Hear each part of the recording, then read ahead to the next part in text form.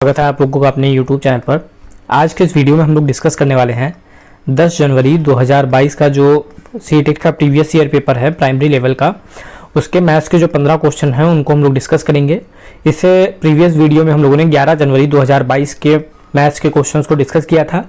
तो जिन स्टूडेंट ने previous videos नहीं देखे हैं वो हमारे प्लेलिस्ट में जाकर सीटेट के जितने भी प्रीवियस पेपर्स हैं उनको वहां पर देख सकते हैं। फिलहाल आज का जो पेपर है वो हम लोगों का 10 जनवरी 2022 का पेपर है और इसके 15 क्वेश्चंस को हम लोग डिस्कस करेंगे। पहला क्वेश्चन आप लोग स्क्रीन पर देख पा रहे होंगे। यदि 8 अंकों की संख्या 2, 6, 7, A 3, 2, 9, 8, 11 से पूर्ण विभाजित हो जाती है तो A के स्थान पर अंक क्या होगा। तो 11 से विभाजित होने का जो कॉन्सेप्ट होता है तो उसमें जो सम अंकों पर संख्याएं होती हैं और जो विषम अंकों पर संख्याएं होती हैं उनका अंतर निकालते हैं, और अंतर अगर 11 से विभाज्य होता है तो हमारी संख्या 11 से विभाज्य है, अगर अंतर 11 से विभाज्य नहीं होगा तो हमारी संख्या 11 से विभाज्य नहीं होगी। तो यहाँ पर हम लोग देखते हैं, तो सबसे पहले हम लोग यहाँ पर देखते हैं विषम अंकों पर संख्या जो हमारी है 2, 6, 7, A 3, 2, 9 और 8। अब विषम अंकों पर कौन से अंक हैं? 2 है, 7 है, इसके बाद 3 है और फिर 9 है। तो विषम अंकों पे को हम लोग ऐड कर देते हैं 2 + 7 + 3 + 9, तो ये हो जाएगा 9 3 12, 7 19 और 2 21। अब इसी तरीके से हम लोग सम वाले जो हैं उनको जोड़ते हैं। सम पे क्या है? 6 है सबसे पहले, फिर A है, फिर 2 है और फिर 8 है। तो अब हम लोग इनको ऐड करेंगे, तो इनको ऐड करने के बाद माइनस कर देंगे दोनों को, तो ये हो जाएगा लास्ट में हमारा क्या था? 8। तो 8 तो 10 और 6 16, तो 16 + A हो जाएगा। अब माइनस करेंगे तो ये माइनस हो जाएगा, ये माइनस हो जाएगा, तो हमारा आ जाएगा 5 - A। अब हम लोगों ने बात की थी कि जब हम लोग डिफरेंस निकालते हैं तो जो हमारा डिफरेंस है वो 11 से विभाज्य होना चाहिए। अब यहाँ पर अगर हम लोग 1 की वैल्यू 1 रखेंगे तो 4 आएगा जो कि 11 से विभाज्य नहीं है। 2 रखेंगे 3 आएगा, 3 रखेंगे 2 आएगा, 4 रखेंगे तो 1 आएगा। कोई भी वैल्यू रखेंगे तो हमें 11 से विभाज्य नहीं मिलेगी, क्योंकि 5 ही जो है 11 से छोटी संख्या है। तो 11 से विभाज्य होने का रूल है या तो 11 से विभाज्य हो या इन दोनों का जो अंतर आए वो हमारा 0 आ जाए। तो 5 - A का अंतर 0 कब आएगा? जब अगर हम A की वैल्यू 5 रख देंगे तो 5 - 5 0 हो जाएगा, और जब 0 आएगा तो ये संख्या 11 से विभाज्य हो जाएगी, यानी A की जो वैल्यू हो जाएगी वो हमारी 5 हो जाएगी। ऑप्शन नंबर 3 पहले क्वेश्चन का आंसर हो जाएगा। तो जब भी ऐसा क्वेश्चन आपको देखने को मिले तो जो हमारे विषम अंकों पर संख्याएं हैं और जो हमारे सम स्थान पर जो संख्याएं हैं उनको ऐड करेंगे और दोनों को माइनस कर देंगे। माइनस करने पर अगर संख्या 11 से विभाज्य है तो संख्या 11 से विभाज्य होगी। लेकिन अगर आपकी कंडीशन ऐसी बन रही है जैसे यहाँ 5 - A बन रहा है, अब A की वैल्यू अगर हम लोग यहाँ पर कोई भी रखेंगे तो 11 से विभाज्य नहीं मिलेगी, तो या तो हमारी जो अंतर है वो 11 से विभाज्य होना चाहिए या अंतर हमारा 0 आ जाना चाहिए। तो यहाँ पर 11 से विभाज्य हो नहीं रहा था, तो हमें एक ऐसी वैल्यू रखनी थी कि ये जो अंतर है वो 0 हो जाए, और 0 बनाने के लिए A की वैल्यू को हम 5 रखेंगे, तो 5 - 5 0 हो जाएगा, यानी A के स्थान पर अगर 5 होगा तो संख्या 11 से पूर्णतः विभाजित हो जाएगी। अब बाकी आपकी जो संख्या बन गई है 2 6 7 5 3 2 9 8, इनको आप लोग विभाजित करके देख सकते हैं, आपका जो शेषफल है वो 0 आएगा, संख्या पूरी विभाजित हो जाएगी। नेक्स्ट है, दिए गए पैटर्न का अवलोकन कीजिए और खाली स्थान को भरिए। तो यहाँ पर आप लोग देखेंगे सबसे पहले 1 है, फिर 4 है, फिर 9 है, यानी सबसे पहला पद हम लोग देख रहे हैं 1 4 9, फिर खाली जगह, फिर 25, यानी 1 का स्क्वायर, 2 का स्क्वायर 4, 3 का स्क्वायर 9। अब क्या आएगा? 4 का स्क्वायर आएगा, यानी इस पहला पद तो हमारा 16 हो जाएगा। फिर नेक्स्ट क्या है? z में से 1 माइनस हुआ y आया, y में से 1 कम हुआ x आया, x में से 1 कम होगा तो क्या आ जाएगा? w। फिर नेक्स्ट है 1, फिर 8, फिर 27, फिर खाली जगह और फिर 125। अब हम लोग देखेंगे ये 1 का क्यूब 1 होता है, 2 का क्यूब 8 होता है, 3 का क्यूब 27 होता है, यानी कि अब 4 का क्यूब आएगा तो 4 चक्कू 16 चक्कू 64, तो हमारा जो आंसर हो जाएगा 16W 64। तो यहाँ पर हम लोग देख लेंगे ऑप्शन नंबर जो आपका चौथा है इसमें आप लोगों को मिल जाएगा 16W 64। हमारा इस क्वेश्चन का जो राइट आंसर हो जाएगा ऑप्शन नंबर 4 हो जाएगा। तो इस क्वेश्चन के लिए क्या करते हैं हम लोगों ने देखा जो पहला पद है उसमें स्क्वायर हो रहा था, यहाँ पे 1 का स्क्वायर, 2 का स्क्वायर, 3 का स्क्वायर, तो अब 4 का स्क्वायर 16 हो जाएगा। फिर जेड में 1 कम हुआ y आया, y में 1 कम हुआ x आया, फिर x में 1 कम होगा तो w आ जाएगा। फिर इधर 1 का क्यूब 1, 2 का क्यूब 8, 3 का क्यूब 27, अब 4 का क्यूब आएगा तो 64 हो जाएगा और हम लोगों का आंसर हो जाएगा 16W 64। नेक्स्ट है अगले क्वेश्चन है, ये काफ़ी लंबा क्वेश्चन भी है। अब इसमें कहा जा रहा है एक तार को मोड़कर एक आयत बनाया गया जिसका परिमाप 40 सेंटीमीटर है। फिर उसी तार को फिर से मोड़कर एक दूसरा आयत बनाया गया जिसकी लंबाई पहले आयत से 1/3 भाग अधिक है और उसकी चौड़ाई पहले आयत की चौड़ाई की आधी है। दूसरे आयत का क्षेत्रफल कितना होगा? तो हम लोगों ने बात की थी इससे पहले, जो हम लोगों का पेपर था उसमें इस टाइप का क्वेश्चन आया था। तो जब भी तार को मोड़ा जाएगा तो जब तार को मोड़ा जाएगा तो जो तार की लंबाई होगी वो आयत का परिमाप हो जाएगा, या हम लोग कह सकते हैं मोड़ने पर आयत का जो परिमाप होगा वही तार की लंबाई होगी। जैसे यहाँ पे आयत का परिमाप 40 सेंटीमीटर है तो तार की जो लंबाई है वो भी 40 सेंटीमीटर होगी।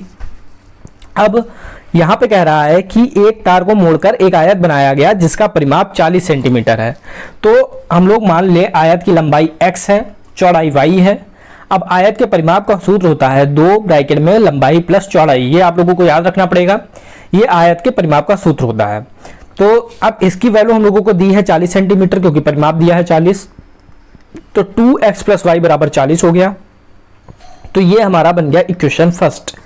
अब हम लोग दूसरी इक्वेशन में क्या कह रहे हैं, दूसरा एक आयत बनाया गया जिसकी लंबाई पहले आयत से 1/3 भाग अधिक है। तो पहले लंबाई x थी, अब नई लंबाई 1/3 भाग अधिक है यानी कि x/3 इसमें ऐड कर देंगे तो हमें नई लंबाई मिल जाएगी। एलसीएम ले लेंगे तो 3x + x/3, तो ये हो जाएगा 4x/3। तो ये हमें नए आयत की लंबाई मिल गई। और चौड़ाई कह रहा है आधी है, तो पहले आयत की चौड़ाई कितनी थी, y थी। नए आयत की चौड़ाई क्या हो जाएगी, y/2। तो ये हमारी हो गई चौड़ाई और ये हमारी हो गई लंबाई। अब हमें लंबाई चौड़ाई पता चल गई। अब चूंकि उसी तार को मोड़ा जा रहा है, फिर से हम लोगों ने बात की, जब उसी तार को मोड़ा जा रहा है तो इसका भी जो परिमाप है वो 40 ही होगा, क्योंकि तार को जो मोड़ा जाता है तो तार का जो लंबाई होती है वही तार का परिमाप होती है। तो तार की लंबाई हमारी 40 सेंटीमीटर थी, तो उसी तार को मोड़ा गया तो इसका भी जो परिमाप होगा वो 40 सेंटीमीटर के बराबर ही होगा। परिमाप का वही सेम फार्मूला, 2 ब्रैकेट में लंबाई, तो लंबाई है हमारी 4x/3, चौड़ाई है हमारी y/2 और जो हमारा परिमाप हो जाएगा वो 40 हो जाएगा। ये हमारी हो गई इक्वेशन 2। अब ये हमारी इक्वेशन फर्स्ट, ये हमारी इक्वेशन 2। अब यहाँ पर एक साइड हमारी बराबर है, इधर 2 ब्रैकेट में x + y = 40 और 2 ब्रैकेट में लंबाई प्लस चौड़ाई = 40। एक साइड हमारी बराबर है तो दूसरी साइड भी हमारी बराबर हो जाएगी। तो यहाँ पर हमारी जो इक्वेशन बन के आएगी वो इस टाइप से बन के आएगी। अब ये 2 से 2 कैंसिल हो जाएगा, तो जो हमारी इक्वेशन बनी वो हमारी बनी x + y = 4x/3 + y/2। यहाँ तक हम लोगों ने क्या किया, सबसे पहले हमें आयत का परिमाप दिया गया था 40 सेंटीमीटर है, हमने लंबाई मान ली x, चौड़ाई मान ली y, 2 ब्रैकेट में x + y का यूज करके 40 = 40 कर दिया, परिमाप का फॉर्मूला बनाया और इक्वेशन 1 बना ली। फिर कह रहा है उसी तार को दोबारा मोड़ा गया है, यानी कि परिमाप हमारा सेम रहेगा क्योंकि तार हमारा सेम है और लंबाई जो है पहले आयत से 1/3 भाग अधिक है। तो पहले हमारी x थी, अब नई 1/3 अधिक है यानी x/3 अधिक है, तो नई हमारी हो गई 4x/3, x + x/3 किया तो 4x/3 आ गया और चौड़ाई आधी हो गई तो y/2 हो गया चौड़ाई। अब परिमाप का फिर सेम फार्मूला हम लोगों ने यूज किया, 2 ब्रैकेट में लंबाई प्लस चौड़ाई = 40। अब चूंकि एक साइड हमारी जब बराबर होती है तो दोनों साइड बराबर हो जाती हैं, तो हम लोगों ने 2x + y = 2 ब्रैकेट में 4x/3 + y/2 कर दिया। तो जो हमारी इक्वेशन लास्ट में बन के आई वो x + y = 4x/3 + y/2 ये बनी। अब क्या करेंगे, हम लोग x को एक साइड कर लेंगे और y को एक साइड कर लेंगे। तो 4x/3 इधर प्लस में था, इधर आएगा माइनस में हो जाएगा। अब ये y इधर प्लस में है और ये इधर प्लस में है तो इधर आएगा तो माइनस में हो जाएगा। अब ये हम लोगों का हो जाएगा 4x/3, एलसीएम ले लेंगे तो ये 3x हो जाएगा और इधर एलसीएम ले लेंगे तो 2y - y/2, तो ये हो जाएगा x/3 = y/2। अब हमारा x/3 = y/2 आ गया। अब क्रॉस मल्टीप्लाई कर देंगे तो x y को नीचे ले आएंगे और 3 को ऊपर ले आएंगे तो x/y = 3/2। तो यहाँ तक हम लोगों का आ गया। तो x और y का अनुपात पता चल गया, यानी लंबाई और चौड़ाई को जो अनुपात है वो 3:2 है। अब लंबाई हम लोग जो लंबाई है x वो हमारी 3 आई है, अनुपात 3:2 आया है लंबाई और चौड़ाई का, तो हम लोग मान लेते हैं लंबाई हमारी 3 है, 3a और चौड़ाई हमारी 2a है। तो अब हमें लंबाई और चौड़ाई पता चल गई। अब क्या करेंगे, पहली जो इक्वेशन थी हमारी 2x प्लस वाई बराबर 40, तो लंबाई हमारी x थी, चौड़ाई हमारी y थी। x और y की वैल्यू हमें पता है। अब हम लोग वैल्यू को रख देंगे। 3a प्लस 2a बराबर 40, तो 3 2 5 हो जाएगा, 2 गुणे 5a बराबर 40, तो ये 10a बराबर 40 हो जाएगा। तो a बराबर आ जाएगा 4। अब a की वैल्यू जब हमें पता चल गई तो हम लोग लंबाई निकाल सकते हैं। लंबाई हो जाएगी हमारी 3 गुणे 4 यानी 12। चौड़ाई भी निकाल सकते हैं 2 गुणे 4 यानी कि 8। तो अब हमें लंबाई पता चल गई 12 और चौड़ाई पता चल गई 8। अब कह रहा है दूसरे आयत का क्षेत्रफल कितना होगा। तो दूसरे आयत की अब लंबाई चौड़ाई निकाल के हम लोग क्षेत्रफल निकाल सकते हैं। तो जब हम लोगों को पता चल गई, दो इक्वेशन बना ली थी, फिर हम लोगों ने सॉल्व किया तो x बटे वाई की वैल्यू हमारी 3/2 आ गई। तो लंबाई हम लोगों ने मान ली 3a है, चौड़ाई हम लोगों ने मान ली 2a है। अब एक जो हमारी पहली इक्वेशन थी 2 ब्रैकेट में x प्लस वाई बराबर 40, इसको यूज करके a बराबर 4 हम लोगों ने निकाल लिया। तो जो पहला हमारा आयत का क्षेत्रफल था उसकी लंबाई हमारी 12 आ गई और उसकी चौड़ाई जो है 8 आ गई। अब हमें चाहिए क्या है, दूसरे आयत का क्षेत्रफल। तो हमारी 12 और 8 आई थी और दूसरे आयत की लंबाई हमारी कितनी थी, 4x/3। जो नया आयत था उसकी लंबाई 4x/3 थी और चौड़ाई y/2 थी। तो लंबाई हमें पता चल गई है यहाँ पर 12, तो 4 गुणे 12/3, तो 3 चौको 12, लंबाई आ गई हमारी 16 और y/2 यानी कि जो हमारी चौड़ाई आई थी वो हमारी 8 आई थी। तो 8/2, 2 चक्कू 8, तो चौड़ाई हमारी आ गई 16। अब क्षेत्रफल चाहिए, तो क्षेत्रफल के लिए फार्मूला होता है लंबाई गुणे चौड़ाई। लंबाई हमारी 16, चौड़ाई है 4, 16 चौको 64 सेंटीमीटर स्क्वायर हमारा आंसर हो जाएगा। ऑप्शन नंबर 3 इस क्वेश्चन का आंसर हो जाएगा। तो काफ़ी लंबा क्वेश्चन था। तो इसमें जब भी आपको एक चीज़ याद रखनी है, जब भी तार को मोड़ा जाएगा तो तार की जो लंबाई है वही तार का परिमाप होगा। तो यहाँ पर तार का जो हमें आयत का परिमाप दे रखा था 40 सेंटीमीटर, हम लोगों ने लंबाई मान ली x, चौड़ाई मान ली y, तो 2 ब्रैकेट में x प्लस वाई बराबर 40 हो गया। परिमाप का फॉर्मूला लगा दिया। फिर उसी तार को दोबारा मोड़ा गया और उसकी लंबाई पहले से 1/3 थी। जब हमने पहले x मानी थी, अब 1/3 अधिक है यानी x प्लस x/3, इसको ऐड करेंगे तो 4x/3 हो जाएगा। इसी तरीके से चौड़ाई पहले से आधी है तो नई चौड़ाई y/2 हो गई। फिर हम लोगों ने इससे परिमाप निकाला। अब परिमाप हमारा सेम रहेगा क्योंकि उसी तार को दोबारा से मोड़ा गया है। तो तार की लंबाई हमारी सेम रही 40, तो हमारा परिमाप भी सेम रहा। इस तरीके से हम लोगों ने सॉल्व करके x और y की वैल्यू निकाल ली। तो x बराबर हमारा 12 आया, y बराबर 8 आया। नया जो हमारी आयत था उसकी जो लंबाई थी 4x/3 और जो चौड़ाई थी y/2। x और y की वैल्यू रख के हम लोगों ने जो नया आयत की लंबाई और चौड़ाई है वो निकाल ली। क्षेत्रफल होता है लंबाई गुणे चौड़ाई। लंबाई गुणे चौड़ाई का यूज करके हम लोगों ने क्षेत्रफल निकाल लिया, जो हम लोगों का आया 64 सेंटीमीटर स्क्वायर। नेक्स्ट है, वैभवी के पास 5 रुपए, 10 रुपए और 20 रुपए के सिक्के हैं। 5 रुपए के सिक्कों की संख्या 10 के सिक्कों की संख्या की 3 गुनी है। बिल्कुल सेम ऐसा क्वेश्चन हम लोग कर चुके हैं, उसी तरीके से हम लोग इसे करेंगे। अगर हम लोग यहाँ पर मान लें 10 के सिक्के जो हैं वो x है। अब कह रहा है 5 के सिक्कों की संख्या 10 के सिक्कों की संख्या की 3 गुनी है। तो 5 के सिक्के कितने हो जाएंगे, 3 गुने, यानी 3 गुणे x, तो 3x। फिर 20 के सिक्कों की संख्या 10 के सिक्कों की संख्या की आधी है। तो 10 के सिक्के x थे और इसकी आधी है 20 के सिक्के, यानी x/2 हो गए। अब कह रहा है यदि उसके पास 20 के 7 सिक्के हैं। अब जो x/2 हम लोगों ने माने थे, इसकी वैल्यू हमें दे रखी है 7 क्वेश्चन में ही। तो ये दोनों बराबर हो जाएंगे, क्रॉस मल्टीप्लाई कर देंगे तो 2 गुणे 7, तो x की वैल्यू आ जाएगी 14। और x हम लोगों ने क्या माना था, 10 के सिक्के, तो 10 के सिक्के कितने हो गए, 14। फिर अब हम लोग 5 के सिक्के निकाल सकते हैं, 3 गुणे 14, तो 14 तिया 42। अब और 20 के सिक्के हम लोगों को क्वेश्चन में ही दिए हैं कि 7 हैं, तो 20 के सिक्के 7 हो गए।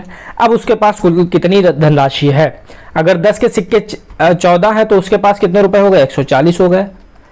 और 5 के सिक्के उसके पास 42 है, तो 5 से मल्टीप्लाई कर देंगे तो हमारे 5 रुपए के पता चल जाएंगे कितने हैं, 5 दूनी 10 और 5 को 20 और 21 210 और 7 रुपए के 20 है, यानी 20 गुणे 7, तो ये भी हमारा आ जाएगा 140।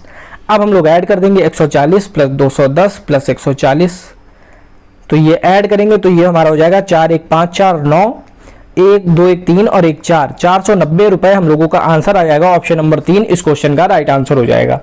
इस क्वेश्चन में हम लोगों ने क्या किया, सबसे पहले सेम ऐसा ही क्वेश्चन हम लोग लास्ट वीडियो में कर चुके हैं। इसमें हम लोगों ने मान लिया 10 रुपए के सिक्के x हैं। अब कह रहा है 5 रुपए के सिक्के जो है 10 के 3 गुने हैं, तो 3 गुने हैं तो x ये थे तो ये 3x हो गए। 20 रुपए के जो हैं आधे हैं तो ये टोटल x थे तो ये x बटे 2 हो गए। अब इनकी संख्या 7 क्वेश्चन में दे रखी है, तो क्वेश्चन में दे रखी है तो x बटे 2 बराबर 7 हो गया। x की वैल्यू हम लोगों ने निकाल ली 14। जब x की वैल्यू 14 पता चल गई, यानी 10 के सिक्के 14 हो गए, 5 के सिक्के 3 गुणे 14 42 हो गए, 20 के 7 पता ही थे। अब 10 के सिक्के अगर 14 है तो कितने रुपए हो गए 140। 5 रुपए के सिक्के अगर 42 है तो कितने रुपए हो गए 210।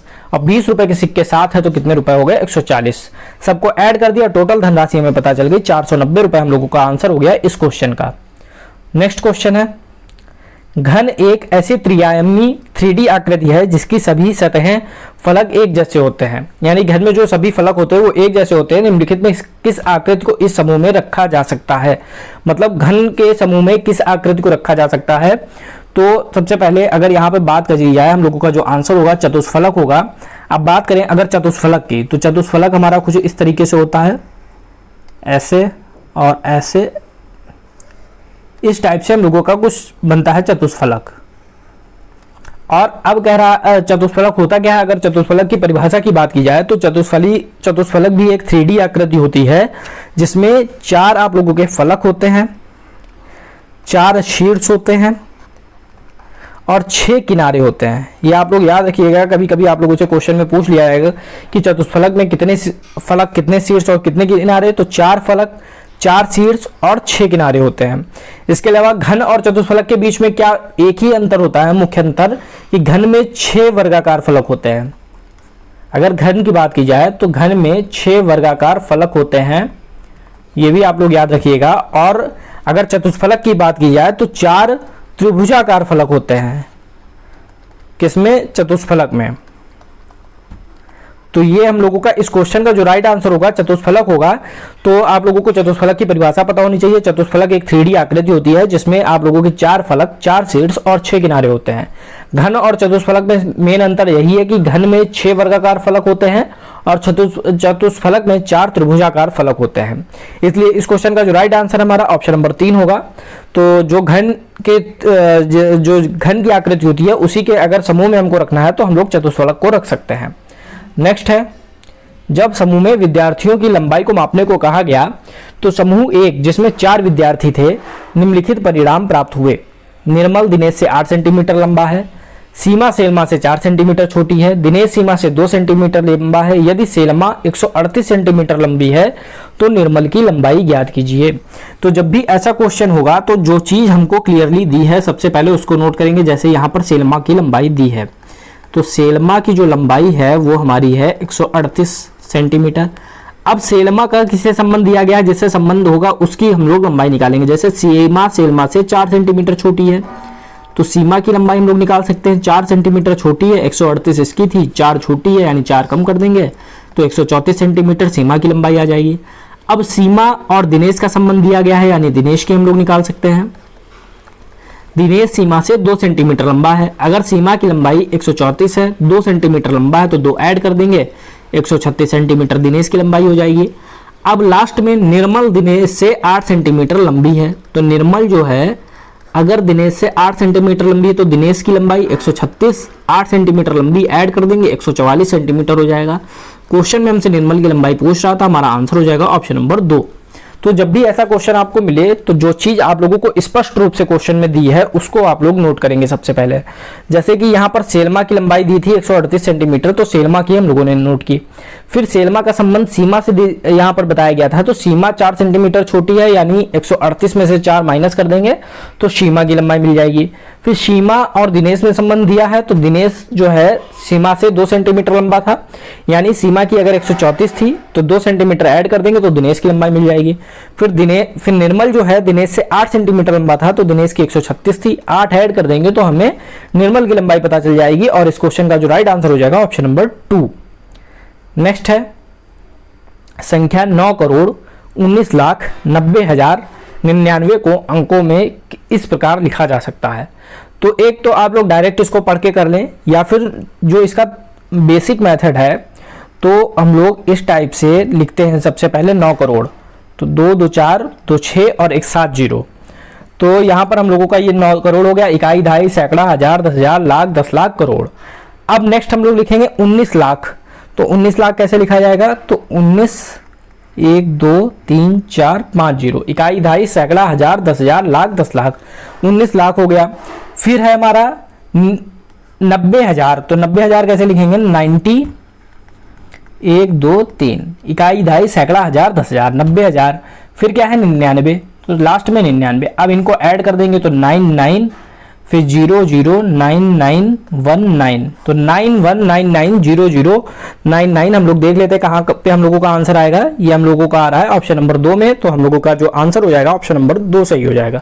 बाकी इसको आप लोग डायरेक्ट भी कर सकते हैं, इकाई, दहाई, सैकड़ा, हजार, 10,000, लाख, 10 लाख, करोड़, 9 करोड़ 19 लाख, यहाँ पे 90,099। और अगर ऐसे नहीं कर पा रहे तो 9 करोड़ लिख लीजिए, फिर 19 लाख, फिर 90,000, फिर 99 और सबको ऐड कर देने पे हमारा आंसर मिल जाएगा। ऑप्शन नंबर 2 इस क्वेश्चन का राइट आंसर हो जाएगा।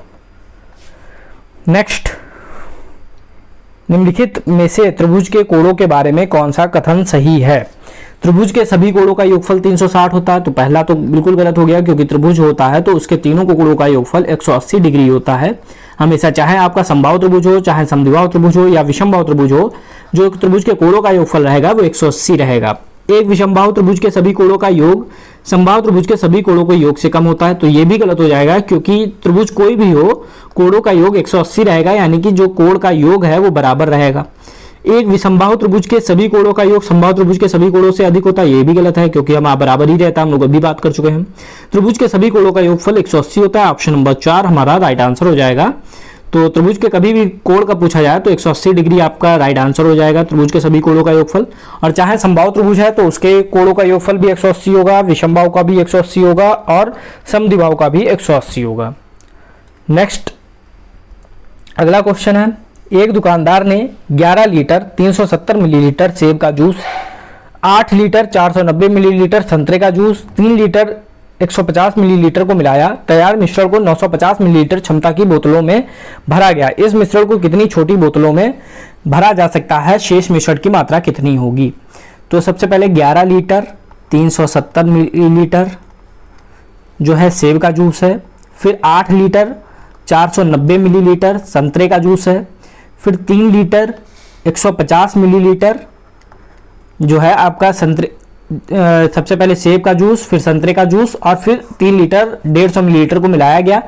अब जो तैयार मिश्रण है तो टोटल अगर हम लोग ऐड करेंगे तो ये 0 हो जाएगा, 916 5 21 हो जाएगा, फिर 4 3 7 2 9 और 2 11, यानी कि यहाँ पर हम लोग ऐड करेंगे तो ये 0 का 0, 9 5 14 7 21 हो गया, फिर हासिल गया 2 3 2 5 4 9 9 और 1 10, तो 0 हासिल 1, तो 1 इधर चला जाएगा, 11 1 12 12 8 20 और 20 और 3 23, यानी हम लोगों का 23 लीटर और 10 मिलीलीटर हम लोगों का यहाँ से आ गया। टोटल जो हम लोगों का मिश्रण है वो 23 लीटर और 10 मिलीलीटर है। अब लास्ट में कहा जा रहा है कि 950 मिलीलीटर क्षमता की छोटी बोतलों में भरा गया। तो 900 ये हमारा मिलीलीटर में है और ये हमारा 23 लीटर और 10 मिलीलीटर है, यानी इसको मिलीलीटर में चेंज करेंगे तो 1 लीटर में 1000 मिलीलीटर होते हैं, यानी 23,000 मिलीलीटर हो जाएंगे। और ये 10 इनको ऐड कर देंगे तो हमारा आ जाएगा 23,010 मिलीलीटर। अब इनको भरा जा रहा है 950 मिलीलीटर क्षमता की छोटी बोतलों में। तो जब भी छोटी बोतलों में भरा जाएगा, हम लोगों ने बात की थी, जब भी ऐसा क्वेश्चन बन जाएगा कि टोटल इतना है और इतनी छोटी बोतलों में भरा जा रहा है, कितनी भरेंगी, तो यहाँ पर आप लोग जो टोटल मात्रा है उसको भाग कर देंगे किससे, जितने में भरा जा रहा है। जैसे यहाँ पर 950 छोटी में भरा जा रहा है, इसको भाग करेंगे तो 2301/95 आ जाएगा। अब इसको जब हम लोग भाग करेंगे तो भाग करने के बाद हमारे जो टोटल पूरा आएगा 24, जो हमारा भागफल आएगा वो 24 आएगा, यानी कि जो बोतलें होंगी वो हमारी 24 हो जाएंगी और शेषफल हम लोगों का जो आएगा वो 210 आएगा, यानी कि जो हम लोगों का बचा हुआ रहेगा वो 210 मिलीलीटर रहेगा। हमारा जो आंसर हो जाएगा ऑप्शन नंबर 1 सही हो जाएगा। तो लास्ट में आप लोगों को बस यही देखना है कि 2301/95 है। जब 95 से 2301 को भाग करेंगे तो जो भागफल आएगा, यानी कि जो भागफल रहेगा वो हमारी बोतलों की संख्या हो जाएगी और जो हमारा शेष रहेगा वो हमारा बचा हुआ जितना भी हमारा जूस की मात्रा या जो भी मिश्रण है उसकी जो मात्रा है वो शेषफल हमारा जो मिश्रण की मात्रा है वो हो जाएगी। तो आप लोग इसको भाग करके देख सकते हैं, भाग करने पर जो आपका भागफल आएगा वो 24 आएगा, तो टोटल जो बोतल हो जाएंगी वो 24 आएंगी और शेषफल आपका 210 आएगा, यानी जो शेष मात्रा है वो 210 मिलीलीटर की होगी। नेक्स्ट क्वेश्चन, निम्नलिखित में से कौन सा सत्य है? 7 91 का एक गुणनखंड है। तो 91 का अगर हम लोग गुणनखंड करेंगे तो यहाँ पर सबसे पहले हम लोग 7 से डिवाइड करेंगे 13 आ जाएगा, 13 से डिवाइड करेंगे 1 आ जाएगा, यानी कि 91 के जो गुणनखंड होंगे 7 गुणे 13। अब 7 91 का एक गुणनखंड है, बिल्कुल सही बात है क्योंकि 7 हम लोगों का आया है। तो पहला तो हमारा स्टेटमेंट सही हो गया। 13 117 का एक गुणज है। तो गुणज के बारे में हम लोगों ने प्रीवियस वीडियो में बात की थी कि जो गुणज होते हैं वो पहाड़ा होता है। जैसे 2 के गुणज की बात की जाए 2 4 6 8 10 12, यानी 2 का पहाड़ा जो है वही 2 के गुणज होंगे। तो 117 के गुणज की बात की जाए तो 117, फिर इसका 2 गुना करेंगे तो अगला आएगा 7 दूनी 14, 2 कम 2 1 234। फिर इसी तरीके से 3 गुना करेंगे तो अगला गुणा जाएगा, 4 गुना करेंगे तो अगला गुणा जाएगा। मतलब 13 कहीं पर से भी नहीं आएगा। अगर बात की जाए 13 गुणनखंड हो सकता है लेकिन गुणज नहीं होगा, क्योंकि गुणज जो है पहाड़े होते हैं। तो 117 का जब 1 गुना 2 गुना 3 गुना करेंगे तो बड़ी ही संख्या प्राप्त होगी, छोटी संख्या नहीं प्राप्त होगी, इसलिए यह आपका गलत हो गया। 21 7 का एक गुणज है। तो यहाँ पर हम लोग देख सकते हैं जैसे 7 का पहला गुणज 7, फिर दूसरा गुणज 14, फिर 21, फिर 28, फिर 35, ऐसे ही 7 के गुणज होंगे। तो 21 इसमें आया है, यानी 21 7 का एक गुणज है। तो ये वाला हमारा ऑप्शन सही हो गया। ए और सी हमारा सही होगा। ऑप्शन नंबर 2 हमारा इस क्वेश्चन का राइट आंसर हो जाएगा। तो गुणज और गुणनखंड में आपको अंतर याद रखना है कि गुणनखंड करने पर जैसे हम लोगों ने 91 की है तो 13 7 आ गया, और गुणज का मतलब होता है पहाड़ा। जैसे यहाँ पे हम लोगों ने 7 के गुणज निकाले तो 7 7 दूनी 14, 7 21, 7 चौको 28। तो 21 जो है इसमें आया है, यानी कि हम लोगों का ये वाला स्टेटमेंट सही है। तो इस क्वेश्चन का जो राइट आंसर हो गया ऑप्शन नंबर 2। नेक्स्ट, अक्षरों के उस समूह को चुनिए जिसमें कोई भी रैखिक सममित नहीं है। तो सममित के बारे में हम लोग पहले भी बात कर चुके, क्या कॉन्सेप्ट होता है सममित में। तो यहाँ पर हम लोगों को बताना है किस जो भी हम लोगों के जो रैखिक समूह जो दिए गए हैं एक्स वाई जेड है जैसे, तो इसमें अगर x की बात की जाए तो x को अगर आप लोग ऊपर से नीचे आधा आधा डिवाइड करेंगे तो पूरा पूरा कवर हो जाएगा, यानी। और अगर हम लोग 20 से डिवाइड करेंगे ऊर्ध्वाधर तो भी इसमें पूरा पूरा कवर हो जाएगा। तो इसमें लंबवत और क्षैतिज दोनों तरीके से पूरा कवर हो रहा है, तो लंबवत और क्षैतिज सम्मित है। फिर y की बात की जाए तो y जो है हम लोगों का यहाँ पर इस टाइप से y दिया गया है। अगर इसको आप लोग आधा आधा यहाँ से आधा आधा डिवाइड करेंगे तो ये पूरा पूरा कवर कर लेगा, यानी कि इसमें लंबवत इसमें भी सम्मित है। फिर z की बात की जाए तो z को अगर आप लोग चाहे ऊपर से करें चाहे नीचे से करें, इसमें कोई भी सम्मित नहीं बनेगा क्योंकि ये पूरा पूरा कवर नहीं करेगा। फिर p की बात की जाए तो p को अगर आप लोग करेंगे तो भी नहीं बनेगा, q को करेंगे तो भी आप लोग नहीं बनेगा, और r को करेंगे तो भी आप लोगों का कोई भी सम्मित नहीं आएगा। तो इसमें पूछा था कोई भी रैखिक सम्मित नहीं है, तो ऑप्शन आपका जो सही हो जाएगा p q r हो जाएगा। सम्मित का मतलब होता है जब भी कोई भी चीज है, जैसे यहाँ पर x है, x को अगर आप लोग यहाँ से 20 से तोड़ेंगे और ऊपर से कवर करेंगे तो पूरा पूरा कवर हो जाएगा, और ऊर्ध्वाधर करेंगे तो भी आपका कवर हो जाएगा। इसी तरीके से अगर बात की जाए a में, तो a को अगर आप लोग आधा आधा इस टाइप से डिवाइड करेंगे और इधर कवर करेंगे तो पूरा पूरा हो जाएगा, यानी कि लंबवत है। b में इस टाइप से डिवाइड करेंगे यानी b में क्षैतिज है। तो इसी तरीके से आप लोग देख सकते हैं कि जहां पर आप लोग का कवर हो जा रहा है वहां पर सम्मित है, जहां नहीं हो रहा वहां सम्मित नहीं है। p q r में चाहे आप ऊर्ध्वाधर करें चाहे चाहे क्षैतिज रूप से करें, किसी भी तरीके से कवर नहीं होगा, यानी कि p q r में कोई भी रैखिक सम्मित नहीं है। इस क्वेश्चन का हमारा आंसर जो है ऑप्शन नंबर 2 राइट आंसर है। नेक्स्ट है, सोनू लालू और वीना अपने घर के पास स्टेडियम के चारों ओर एक गोलाकार ट्रैक पर एक ही समय और एक ही दिशा में चक्कर लगाते हैं। उन्होंने एक समय पर दौड़ना शुरू किया। सोनू ने 99 सेकंड, लालू ने 154 सेकंड और वीना ने 126 सेकंड में एक चक्कर को पूरा किया। कितने मिनट और कितने सेकंड बाद वे तीनों उसी आरंभ बिंदु पर मिलेंगे? तो जब भी ऐसा क्वेश्चन हो, मिलने वाली बात हो, तो हम लोग सबसे पहले निकालते हैं लासा। तो लासा निकालने के लिए क्या करेंगे, 2 से डिवाइड करेंगे तो ये 99, यहाँ पर करेंगे तो 77, यहाँ पर करेंगे तो 63। फिर हम लोग 3 से डिवाइड करेंगे तो 3 से डिवाइड करने पे ये 33, ये 77 ऐसे ही रहेगा और ये 21 हो जाएगा। फिर 3 से करेंगे तो ये हमारा 11 हो जाएगा, ये 77 हो जाएगा और ये 7 हो जाएगा। अब 7 से करेंगे तो ये 11 हो जाएगा, ये 11 हो जाएगा, ये 1 हो जाएगा। फिर 11 से करेंगे तो ये 1 1 1, यानी जो एलसीएम आया वो 2 गुणे 3 गुणे 3 गुणे 7 गुणे 11। तो एलसीएम अब इनकी गुणा कर देंगे, तो गुणा करने पे ये आ जाएगा 1386, यानी 1386 सेकंड बाद वे तीनों एक ही साथ उसी आरंभ बिंदु पर एक साथ होंगे। तो आंसर हमारा जो हो जाएगा 1386 सेकंड हो जाएगा। लेकिन जो हमारे ऑप्शंस हैं वो हमारे मिनट में दिए गए हैं। तो जब भी ऐसा क्वेश्चन हो, सबसे पहला काम एलसीएम निकालना है। हम लोगों ने एलसीएम निकाला है, एलसीएम हम लोगों का 1386 आया।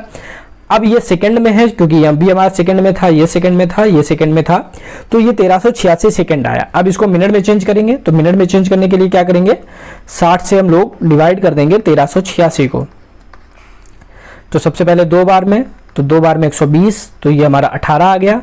फिर हम लोग 6 को नोट डाउन करेंगे, फिर हमारा जाएगा ये 3 बार में, तो 180 आ गया, तो 6 यहाँ पर आ गया, यानी कि 23 मिनट और 6 सेकंड हम लोगों का आंसर हो जाएगा इस क्वेश्चन का। ऑप्शन नंबर 3 राइट आंसर हो जाएगा। तो सबसे पहले हम लोग किसी भी, जब भी ऐसा क्वेश्चन देखने को मिले तो सबसे पहले आपको एलसीएम निकालना है। अगर आपका आंसर सेकंड में आ रहा है और मिनट में चेंज करना है तो सीधे सीधे 60 से डिवाइड कर देंगे, आपका सीधा सीधा आंसर आ जाएगा। यहाँ पे जो आंसर है वो 23 मिनट 6 सेकंड है। नेक्स्ट है 2 यूनिट इकाइयों में अजमल द्वारा प्राप्तांक नीचे दिए गए हैं। अब इसमें हमें बताना है जो 4 हम लोगों के ऑप्शंस हैं इसमें कौन सा सही है। सामाजिक ज्ञान के अलावा सभी विषयों के अंकों का प्रतिशत इकाई परीक्षा सेकंड में बढ़ा है। तो सबसे पहले हम लोगों को प्रतिशत निकालना है। प्रतिशत कैसे निकालते हैं, जैसे अंग्रेजी की बात की जाए तो उसने 36 अंक प्राप्त किए, कितने में प्राप्त किए, 40 में प्राप्त किए, गुणे 100, तो ये डिवाइड कर दिया 4 नीम 36, तो 90% हो गया।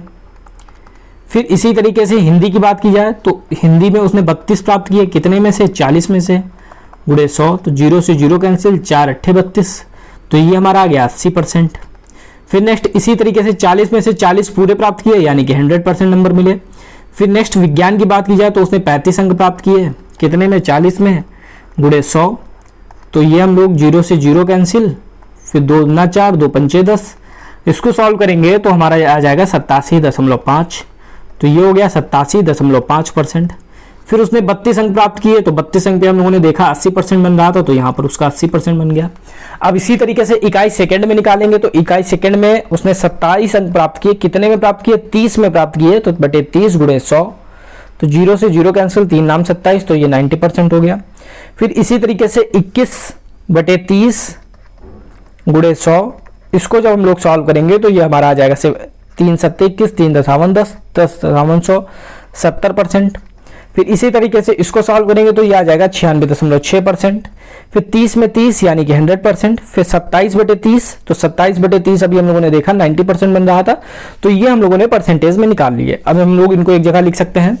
तो 36 पे हम लोगों का परसेंट आया था 90%, 32 पे आया था 80%, 40 में 40 यानी कि 100%, और 40 में 35 यानी कि यहाँ पर हम लोगों का बना था 27.5%, और 32 में हम लोगों का कितना बना था 80%। तो ये हम लोगों का इकाई 1 में बन गया था। इकाई सेकंड में हमारा बना था यहाँ 90, यहाँ पे आएगा 70%, और 29 में हम लोगों का यहाँ पे 96.66%, और 30 में 30 यानी 100%, और 27 आउट ऑफ 30 यानी कि यहाँ पर हम लोगों का 90% बनेगा। तो ये हम लोगों ने परसेंटेज में चेंज कर लिए। अब हम लोगों के जो ऑप्शन है उनको देखेंगे। सामाजिक ज्ञान के अलावा सभी विषयों के अंकों का प्रतिशत इकाई सेकंड में बढ़ा है। तो सामाजिक विज्ञान में कितना है, इसमें सामाजिक विज्ञान में 100 था, 96 हो गया। बाकी 90 में 90 रहा, 80 से 70 हो गया। अब इसमें कह रहा है कि सभी में बढ़ा है, तो पहले हिंदी अंग्रेजी में बराबर रहा है, हिंदी में कम हो गया है, और सामाजिक विज्ञान में कम है, विज्ञान में बढ़ा है, और गणित में भी बढ़ा है। यानी कि सभी में नहीं बढ़ा है, केवल 2 में बढ़ा है, तो ये वाला तो ऑप्शन हमारा गलत हो गया। नेक्स्ट है दोनों परीक्षाओं में हिंदी के अंकों का प्रतिशत समान है। तो हिंदी का अगर हम लोग यहाँ पर देखेंगे, इसमें 80 है, इसमें 70 है, यानी कि ये वाला भी ऑप्शन हमारा गलत हो गया। आगे के ऑप्शन हम लोग देखते हैं। इकाई परीक्षा फर्स्ट के सभी अंकों के प्रतिशत और इकाई सेकंड के सभी इकाई सेकंड के सभी अंकों के प्रतिशत के औसत से कम है। तो औसत निकालने के लिए हम लोग क्या करेंगे, हम लोगों का जो था इकाई 1 की बात की जाए तो 90 प्लस 80 प्लस 100 प्लस 87.5 प्लस 80, कितने, 1 2 3 4 5। अब औसत निकालना है तो जितने भी सब्जेक्ट हैं उनमें से डिवाइड कर देंगे। तो जब इनको ऐड करेंगे तो ऐड करने के बाद जो हमारा ये आ जाएगा 437.5, तो बटे 5। अब इनको निकालेंगे तो ये यहाँ पर हम लोगों का आ जाएगा 87.5%। तो जो औसत आया है वो 87.5% आया है। अब नेक्स्ट हम लोग देखते हैं इसमें दूसरे में अगर हम लोग निकालते हैं तो इसमें हमारा था 90, फिर हमारा था 70, फिर हमारा था 96.6, फिर हमारा था 100, और फिर हमारा था 90। तो इनको जब हम लोग ऐड करेंगे तो ऐड करने पे हमारा आ जाएगा 446.6 अपॉन 5 सब्जेक्ट थे तो 5 से डिवाइड करेंगे तो यहाँ पर डिवाइड करने के बाद आ जाएगा 89.332। अब कह रहा था इकाई फर्स्ट के सभी अंकों का प्रतिशत का औसत इकाई सेकंड के सभी प्रतिशत के औसत से कम है। तो सेकंड में हमारा 89 पॉइंट आया था और फर्स्ट में हमारा 87.5 आया था, यानी कि कम है। तो ये वाला स्टेटमेंट हमारा बिल्कुल सही हो जाएगा, ऑप्शन नंबर 3 इस क्वेश्चन का राइट आंसर हो जाएगा। तो इसमें काफी सिंपल सा क्वेश्चन था, केवल आपको प्रतिशत निकाल लेना था। प्रतिशत के बाद आप लोगों को थर्ड ऑप्शन में केवल कैलकुलेशन करनी थी। औसत निकालने के लिए जितने भी आपके विषय थे सबको जोड़ना था और जितने सब्जेक्ट होते उससे डिवाइड कर देते। जैसे यहाँ पर 5 सब्जेक्ट थे तो पहले 5 से डिवाइड किया। इसी तरीके से इकाई सेकंड में हम लोगों ने सबको ऐड करके 5 से डिवाइड किया। इकाई फर्स्ट का औसत हमारा 87.5% आया, इकाई सेकंड का 89 पॉइंट समथिंग आया। तो इकाई फर्स्ट का इकाई सेकंड से कम है, यानी ऑप्शन नंबर 3 हमारा राइट आंसर हो जाएगा। नेक्स्ट, उस सही विकल्प को चुने जो निम्नलिखित में दशमलव संख्याओं को अवरोही क्रम में दर्शाता है। तो अवरोही क्रम में दर्शाने के लिए क्या होता है कि यहाँ पर सबसे पहले सबसे बड़ी संख्या, फिर सबसे छोटी संख्या, फिर उससे छोटी संख्या। तो यहाँ 0.4, 0.4, 0.5, 0.5, 0.5 यानी 5 वाली पहले आएंगी, इतना हम लोगों को यहाँ से पता चल गया। अब इसमें 0.54, 0.51, 0.53, तो सबसे बड़ा क्या है 0.54, तो सबसे पहले 0.5413, फिर 0.5341, फिर 0.5143। तो ये हम लोगों का क्रम रहा। हम लोग यहाँ पर देख सकते हैं कहाँ पर मैच कर रहा है। 0.5413 यहाँ पर है, फिर 0.5341, फिर 0.5143, फिर इसी तरीके से 0.45, फिर 0.43, यानी ये वाला ऑप्शन हमारा राइट आंसर हो जाएगा। तो जब भी अवरोही क्रम में बोला जाएगा तो सबसे बड़ी संख्या, फिर उससे छोटी, फिर उससे छोटी, फिर उससे छोटी, यही क्रम चलता रहता है। तो इस क्वेश्चन का जो राइट आंसर हो जाएगा वो ऑप्शन नंबर 3 हो जाएगा। नेक्स्ट क्वेश्चन देखते हैं। अगले क्वेश्चन में है, मीनू अपने घर से 7:25 बजे निकलती है और उसके बाद 8-7 बजे स्कूल पहुंचती है। जो उसको स्कूल पहुंचने में मीना से 7 मिनट ज़्यादा लगते हैं। यदि जो स्कूल 8:13 पर पहुंचा तो वह घर से कितने बजे निकला। तो मीनू अपने घर से 7:25 बजे निकलती है और 8:07 पे पहुंचती है। तो 8:07 पे पहुंचती है और निकलती कितने पे 7:25, यानी इनके बीच का अगर हम लोग अंतर निकाल लें तो हमें पता चल जाएगा उसे रास्ते में कितना समय लगा। तो अंतर निकालने के लिए 7 में से 25 जाएगा नहीं, तो हम लोग यहाँ से हासिल लेंगे। अब यहाँ पर घंटा था तो घंटा हासिल होगा, यानी कि 60 मिनट चेंज हो जाएगा। अगर 1 घंटा हासिल लेंगे तो मिनट में कन्वर्ट होकर वो 60 मिनट हो जाएगा। अब 60 और 7 जोड़ेंगे तो 67 हो जाएगा। अब इसमें से 7:25 हम लोग माइनस कर सकते हैं इजीली। 7 में से 5 गया 2, 6 में से 2 गया 4, और यहाँ पर से हासिल ले लिया था तो यहाँ पर यहाँ पे 7 होगा, क्योंकि 1 हासिल लिया था तो यहाँ 7 बचा। 7 में से 7 गया 0, यानी उसे 42 मिनट का समय लगता है घर से स्कूल पर पहुंचने में। जो उसको स्कूल पहुंचने में मीना से 7 मिनट ज़्यादा लगते हैं, यानी उसे 42 लग रहा था, इसको 7 मिनट ज़्यादा लग रहे हैं, यानी ऐड कर देंगे तो 49 मिनट का समय लगेगा। तो जोश को स्कूल पहुंचने में 49 मिनट का समय लगता है। यदि जोश 8:13 बजे पहुंचा तो पहुंचने का समय आपको यहाँ पर दिया है। आपको याद रखना है, यहाँ पर ये चीज नोटिस करनी है कि 8:13 बजे पहुंचा तो घर से कितने बजे निकला, यानी 8:13 पर पहुंचा, 49 मिनट का समय लगता है। अगर हम लोग इसमें से 49 मिनट घटा दें तो हमारा आंसर आ जाएगा। अब फिर से वही चीज है, यहाँ पर 49 अगर माइनस करना है तो 13 में से 49 माइनस नहीं होता, यानी कि हम लोग हासिल लेंगे। तो जब हासिल लेंगे तो इधर हमारा 7 हो जाएगा। अब 1 घंटा हासिल लिया तो इधर 60 और 13 ऐड करेंगे तो ये हमारा 73 हो जाएगा। तो ये, और इसमें से 49 माइनस कर देंगे तो 49 माइनस करेंगे, 13 में से 9 गया 4, 6 में से 4 गया 2 और 7 में से 0 गया 7। तो 7:24 पर वो अपने घर से निकला होगा। तो इस क्वेश्चन का जो राइट आंसर हो जाएगा ऑप्शन नंबर 1 हो जाएगा। तो इस क्वेश्चन में जो हम लोगों ने किया, सबसे पहले 8:07 बजे पहुंचती थी 8:07 पर, और घर से 7:25 पे निकलती थी, यानी कि 8:07 में 7:25 घटा देंगे तो हमें समय पता चल जाएगा। 7 में से 25 माइनस नहीं होता, इसलिए हम लोगों ने 1 हासिल लिया तो ये 7:67 हो गया। घटाया तो 42 मिनट आ गया, यानी उसे पहुंचने में 42 मिनट का समय लग रहा था। अब जो उसको 7 मिनट ज्यादा लगता है तो 42 मिनट का अगर उसे लग रहा है तो जो उसको कितना लगेगा, 49 मिनट का समय लगेगा। अब जो उसको अगर 49 मिनट का समय लग रहा है और वो 8:13 पर पहुंच रहा है तो कितने बजे निकला होगा, यानी कि माइनस कर देंगे। तो 8:13 में से 49 माइनस करेंगे, फिर से हम लोग यहाँ पर 13 में से 49 माइनस नहीं हो सकता, इसलिए 1 घंटा हासिल लेंगे तो ये 7:73 हो जाएगा।